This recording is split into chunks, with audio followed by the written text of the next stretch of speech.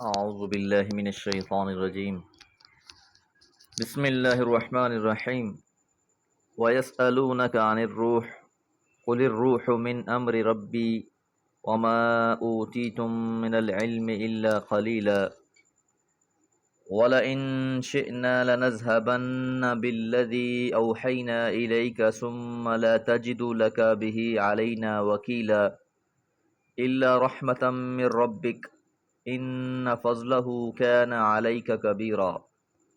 سورہ بنی اسرائیل آیات 85 سے 87۔ وَيَسْأَلُونَكَ اور وہ سوال کرتے ہیں آپ سے، عن الروح روح کے متعلق۔ روح کیا چیز ہے، اس بارے میں آپ سے سوال کیا جاتا ہے۔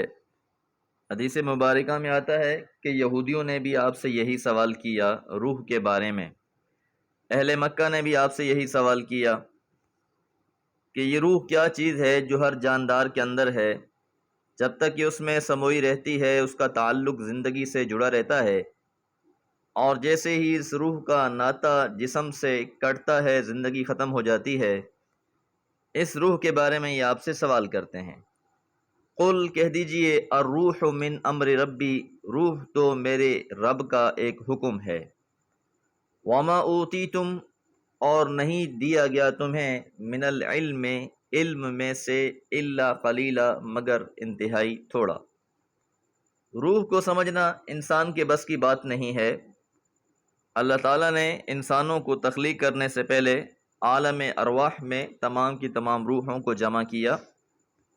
انسان کے وجود سے پہلے اس کی روح تخلیق ہوئی، اور جب کسی انسان کا ہونا طے پا جاتا ہے اس دنیا میں، عالم ارواح سے روح کو لا کر جسم میں داخل کر دیا جاتا ہے، اور جب انسان مرتا ہے تو پھر اسی روح کو لے کر فرشتے یا تو سجین یا علیین میں پہنچا دیتے ہیں۔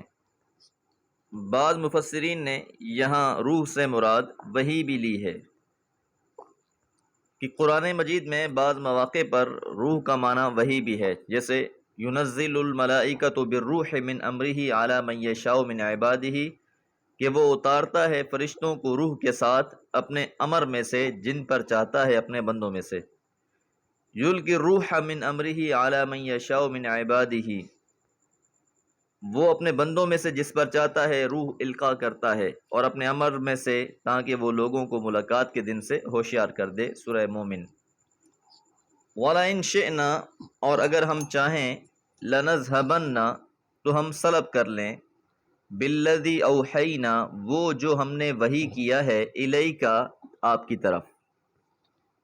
اس آیت کا خطاب اگرچہ حضرت صلی اللہ علیہ وسلم کی طرف ہے، لیکن بات جو فرمائی گئی ہے اس کو انہی لوگوں کو سنوانا مقصود ہے جن کا اوپر سوال نقل ہوا ہے۔